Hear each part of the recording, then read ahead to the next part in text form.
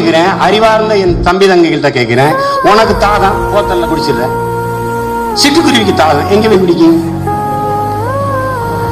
யானைக்கு தாகம், பூனைக்கு தாகம், நாய்க்கு தாகம், நரிக்கு தாகம், சிங்கம், புலி, கரடி, மான், மயில், கொக்கு எங்க போகும்?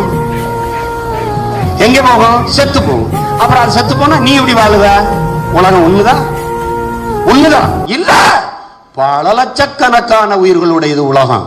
அதுல நீனும் ஒருத்தன்.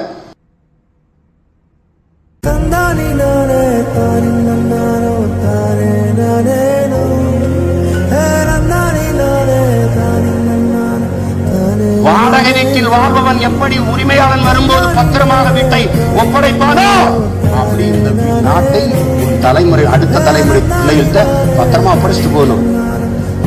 நீ அப்படி வச்சிருக்கியா?